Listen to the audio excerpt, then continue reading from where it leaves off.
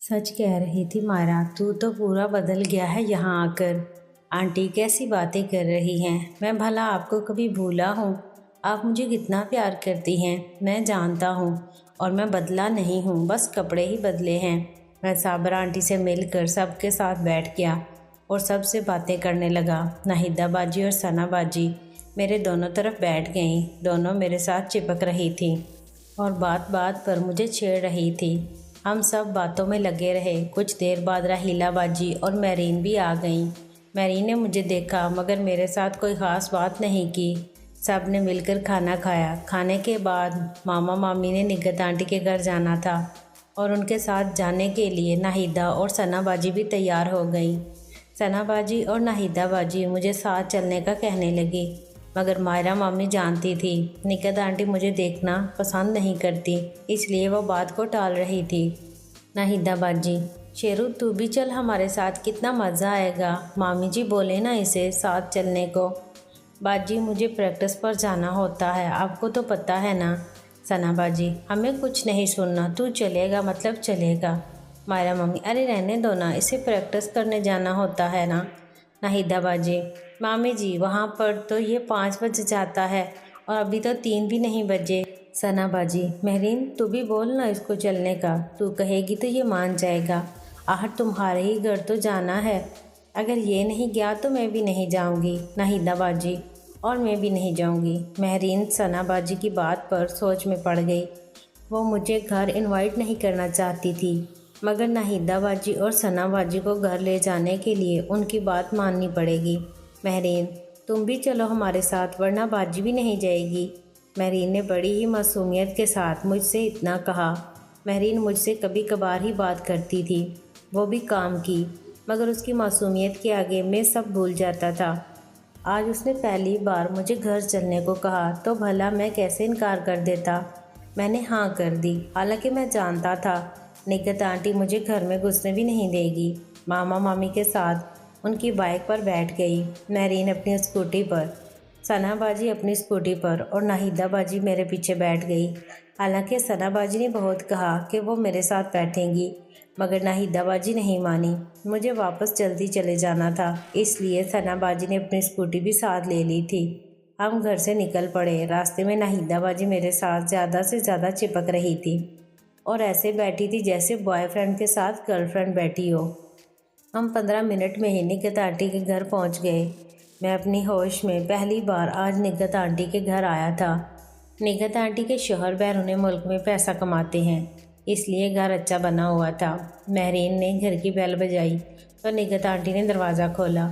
Aunty सादा सी शलवार कमीज़ में थी और हमेशा की तरह खूबसूरत लग रही थी। मामा मामी को सामने देखकर वो बहुत खुश हुई और उनसे गले मिली। निगत आंटी, आहर अपनी इस बहन पर तरस आ ही गया आपको। मैं कब से राह देख रही थी आप लोगों की। मामा मामी के बाद उनकी नज़र सना बाजी और नाहिदा बाजी पर पड़ी तो आंटी और भी खुश हो गई और दोनों को गले लगा लिया।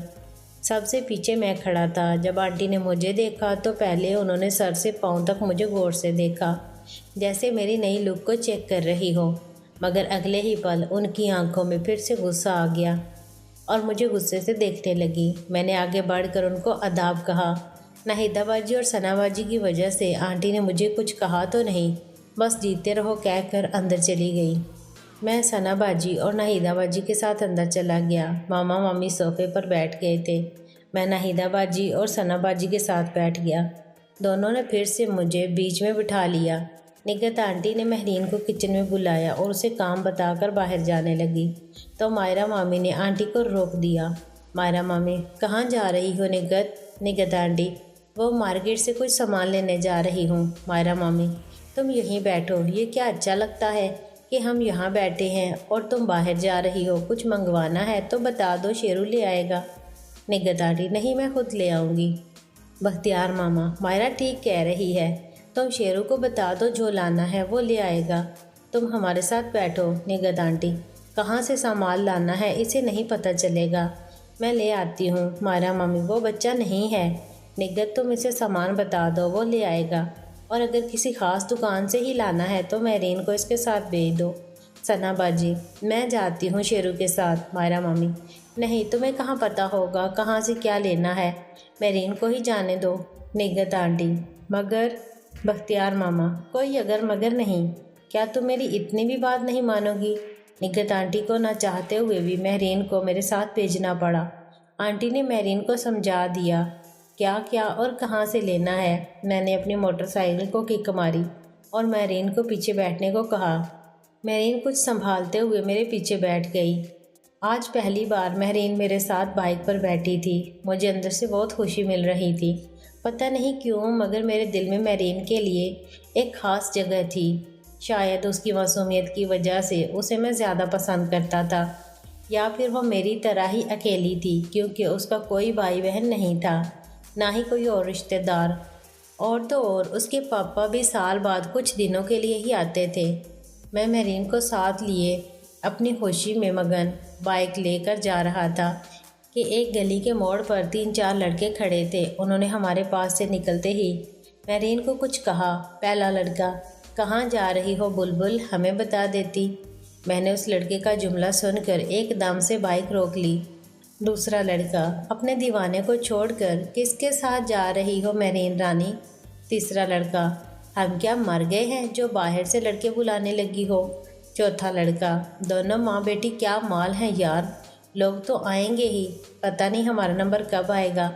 ये सब सुनकर मेरा खून खोल गया। मैंने बाइक को स्टैंड पर लगाया और बाइक से उतरकर उनकी तरफ लिपका।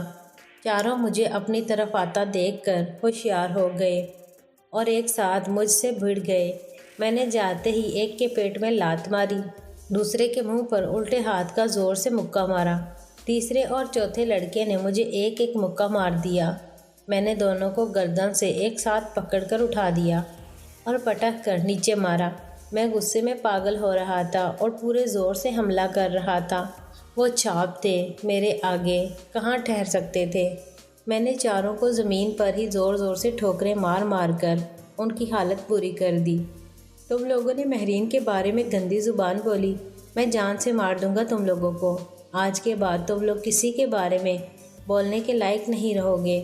मुझे गुस्से में उन लोगों की धुलाई करता देखकर महरीन भी टेंशन में आ गई और मुझे रुकने को कहने लगी, मगर मैं नहीं रुक रहा था। तभी आसपास के लोगों ने बीच बचाव करवाया। जब मुझसे लोगों को लड़ाई की वजह का पता चला तो उन्होंने भी लड़कों को बुरा भला कहा और मुझसे और महरीन से माफ़ी मंगवाई। उन चारों की हालत ख़राब हो गई थी, मुंह से खून निकल रहा था। मैंने भी बात को ख़त्म कर दिया। मैंने बाइक पर महरीन को बिठाया और आगे बढ़ गया। महरीन, तुम्हें क्या ज़रूरत थी झगड़ा करने की? ये तो उन आवारा लोगों का रोज़ का काम है। मैं उन लोगों के मुंह नहीं लगती। उन लोगों की हिम्मत कैसे हुई तुम्हारे बारे में ऐसी बातें करने की? और तुमने सुना नहीं, उन्होंने आंटी के बारे में भी बकवास की थी।